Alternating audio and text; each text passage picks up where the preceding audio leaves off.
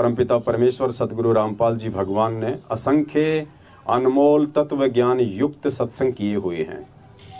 लेकिन साथ संगति में हम जो भाई बहन आते हैं, हमारा जो मकसद है वो परमेश्वर के इस ज्ञान को जो परमात्मा ने 27 वर्षों से हमें दिया है, उस ज्ञान का जो निष्कर्ष है, उस ज्ञान का जो सार है, उन सत्संगों के माध्यम से परमात्मा हमें क्या समझाना चाहते हैं, परमात्मा हमें क्या सिखाना चाहते हैं, उसका जो निष्कर्ष है, उसका जो सार है, वो सात संगतियों में निकल के आता है, जिससे हमारा भक्ति मार्ग पे दृढ़ता बढ़ती है और पूज्य गुरुदेव जी में विश्वास बढ़ेगा।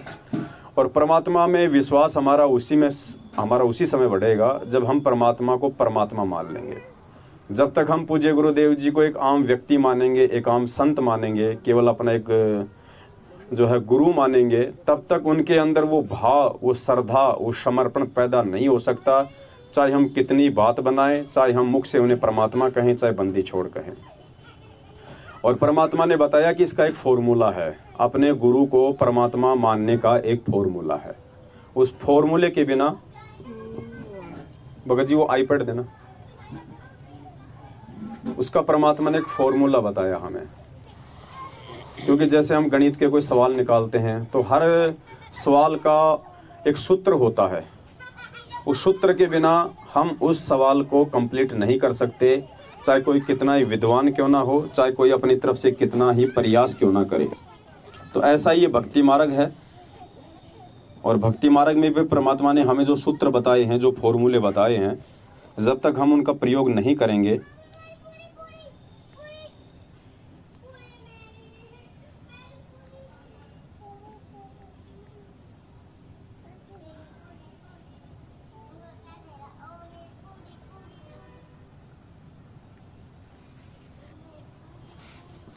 तो मालिक ने हमें एक सूत्र बताया है अपने सत्संग में, एक फॉर्मूला बताया है गुरु को परमात्मा मानने के विषय में।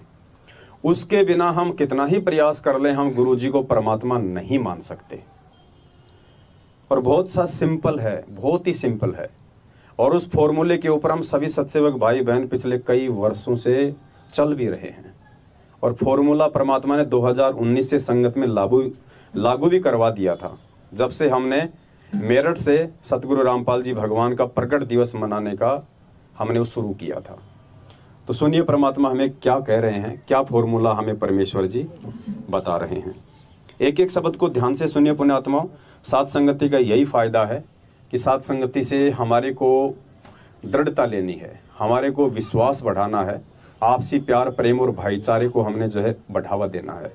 अगर हम इतना समय निकाल के आते हैं और रातों को यदि हम जागते हैं तो उसका एक प्रयोजन है, और वो प्रयोजन यदि सफल ना हुआ तो साथ संगति में आने का फिर कोई फायदा नहीं होगा। लेकिन आपके लिए परमात्मा का विधान है, गुरु गोविंद कर जानियो और रहियो शब्द समाए, मिले तो दंडवत बंद की नहीं, पल पल ध्यान लगावे कि गुरु को भगवान मान। भगत जी बच्चों को या तो इनकी मम्मी को दिया हो, आप इनको जबरदस्ती मत पकड़ो इनको।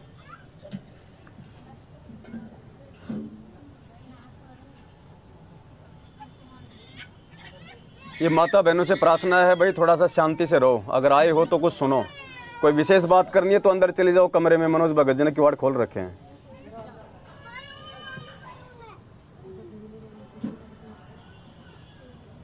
लेकिन आपके लिए परमात्मा का विधान है, गुरु गोविंद कर जानियो और रहियो शब्द समाए, मिले तो दंडवत बंद की नहीं, पल पल ध्यान लगावे कि गुरु को भगवान मानकर चलना। और रहियो शब्द समाए, शब्द समाए रखना मतलब जो उसने मंत्र दिया है वो सत मंत्र सतनाम यानी सत भक्ति, उसमें लीन रहना, गुरु जी को भगवान मानना और जो उपदेश मंत्र दिया उसमें समाये रहना, उसकी भक्ति पर ज्यादा ध्यान रखना। और जब भी मिले तो दंडवत बंद की, जहाँ मिले वहाँ दंडवत प्रणाम करना। और नहीं मिल पाती हो जैसे घर पे तो पल पल ध्यान लगावे, यानी परमात्मा के गुणों को अपने गुरु जी के ऊपर लक्षित करें और फिर आपका भाव बनेगा। और नहीं मिल पाती हो तो परमात्मा ने क्या फॉर्मूला बताया कि परमात्मा के गुणों को अपने गुरुजी के ऊपर लक्षित करो, तब आपके भाव बनेंगे, वरना बिल्कुल नहीं बन सकते। परमात्मा के लक्षणों को, परमात्मा के गुणों को अपने गुरुजी के ऊपर लागू करो, लक्षित करो। ध्यान से सुनो एक बार फिर से। जैसे घर पे तो पल पल ध्यान लगावे, यानी परमात्मा के गुणों को अपने गुरुजी के ऊपर लक्षित करें, और फिर आपका भाव बनेगा, एक प्यार जागेगा इस दास के प्रति, जैसा इस काल के प्रति जाग्या था। क्या कह रहे हैं पूज्य गुरुदेव जी कि परमात्मा के गुणों को अपने गुरुदेव के ऊपर लक्षित करो, फिर आपका प्यार जागेगा, आपके भाव बनेंगे, जैसा इस काल के प्रति जगा था। तो पुण्यात्माओं, ये गुरुजी का एक आदेश हो गया आप और हमारे लिए। अभी सत्संग तो हम सुनते हैं, बहुत सुनते हैं ये, लेकिन हमारा ध्यान नहीं जाता कि यहाँ गुरुजी क्या बात बोल रहे हैं, कितनी इंपॉर्टेंट बात यहाँ बोल दी परमात्मा ने कि परमात्मा के लक्षणों को अपने गुरुजी के ऊपर लक्षित करो। ये आदेश भी हो गया गुरुजी का। तो परमात्मा का सबसे पहला गुण क्या है? परमात्मा किसी माँ के गर्भ से जन्म नहीं लेता है। परमात्मा स्वयंभू होता है। परमात्मा आदि अनादि होता है। ना सतगुरु जननी जने जाके माना बाप, पिंड ब्रह्मांड से रहित है ना वहां तीनों। तो ये आदेश हो गया हमारे पूज्य गुरुदेव जी का आप और हमारे लिए। तो परमेश्वर का जो प्रथम जो गुण होता है वो होता है स्वयंभू। वो प्रकट होते हैं, वो किसी माँ के गर्भ से जन्म नहीं लेते, इसलिए हम उस परमेश्वर को मानुष नहीं मान सकते। इसीलिए आदरणीय गरीबदास जी महाराज जी ने कहा है कि गुरु को मानुष जो गिणे और करे चरणा अमृत को पान। यानी आप गुरु जी के चरणों का अमृत भी पी रहे हैं और गुरु जी को मानुष भी मान रहे हैं, अपने जैसा, माँ से जन्म लेके आया हुआ। कहते ते नर नरक में जाएंगे, जन्म जन्म बने समान। वो कुत्ते की योनि में जाएगा ऐसा प्राणी जिसने अपना गुरु भी बना रखा है और गुरु को फिर अपने जैसा सामान्य व्यक्ति भी मानता है। और दूसरी वाणी में आदरणीय गरीबदास जी महाराज जी कहते हैं कि गुरु मानुष कर जानते वो नर कहिए अंध। बिल्कुल उसको बेबुद्धि वाला बताया परमात्मा ने। और दुखी संसार में, यानी वो भक्ति का लाभ नहीं उठा पाएगा, उसको दुखी होना पड़ेगा। दुखी का मतलब ठीक है, जैसी भक्ति करेगा वैसा उसको मिलेगा, राजा बन जाएगा, महाराजा बन जाएगा, ब्रह्मा विष्णु महेश बन जाएगा, इंद्र बन जाएगा, देवी देवता बन जाएगा, लेकिन फिर वापस 84 लाख योनियों में वही दुर्गति होनी है। तो कहते हैं महादुखी संसार में वापस आके उसको यहाँ दुख उठाने पड़ेंगे फिर, और आ गए यम के फंद। तो ये जो लक्षण है परमात्मा का, जो गुरुदेव अपने सत्संग में कह रहे हैं, आप और हमने तो शायद ही सत्संग भी नहीं सुना था सन 2019 में ये, लेकिन सन 2019 से हम सभी भाई बहन परमात्मा जी का प्रकट दिवस मना रहे हैं, सतगुरुदेव जी का प्रकट दिवस मना रहे हैं। तो पुण्यात्माओं, ये सबूत तो बाद में आ रहे हैं, और परमात्मा अपने बच्चों के माध्यम से पहले सारी चीजें भक्ति मार्ग की लागू करवा रहे हैं। इससे ये साबित होता है कि सात संगतियां परमात्मा जी का विशेष प्रसाद है, ये आशीर्वाद है परमात्मा का।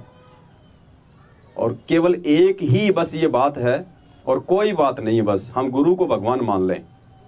बार बार परमात्मा यही कहते हैं कि आपने गुरु जी को भगवान मानना पड़ेगा, तब आपका ये सवाल हल होगा, नहीं तो नहीं हो सकता। और केवल भगवान को ही भगवान माना जा सकता है, और किसी को भगवान नहीं मान सकते। और भगवान ये बात बोल सकता है कि आपने गुरु को भगवान मानना पड़ेगा।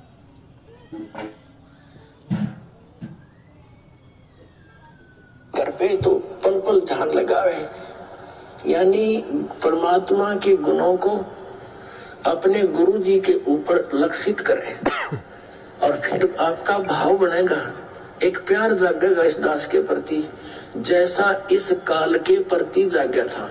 और वो ही कसक आपकी इस दास के प्रति होगी, तभी हम वहां चलेंगे।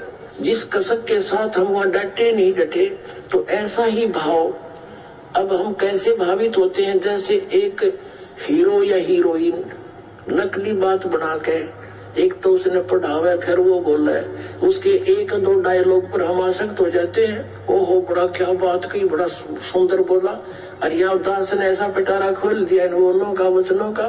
तो इस आधार से भी आपने प्रभावित होना चाहिए, जब आपकी आत्मा निर्मल हो जाएगी। कमाल कर दिया गुरु जी ने, तो ऐसे निर्णय करके ज्ञान दे दिया। तो हमने ऐसे प्रभावित होना है और आसक्त होना है उस परम पिता पर, इस दास के माध्यम से। ये रिहर्सल आपकी फिर ऊपर जाके काम आवेगी, जो आप यहाँ करोगे। बोलो सतगुरुदेव की जय हो। तो परमात्मा ने भक्ति मार्ग की जो मूल बात थी, जो नींव है, जो फाउंडेशन है अध्यात्म की, वो है गुरु। और गुरु को भगवान माने बिना हम इस अध्यात्म में आगे हम लोग नहीं बढ़ सकते। और एक सत्संग में तो परमात्मा ने यहाँ तक कह दिया कि जब तक आप अपने गुरु को परमात्मा नहीं मान लोगे, तब तक तो आपकी भक्ति बढ़ेगी नहीं। आपकी भक्ति बढ़ेगी ही नहीं, चाहे कितनी भक्ति कर लो, जब तक गुरु को भगवान नहीं मानोगे।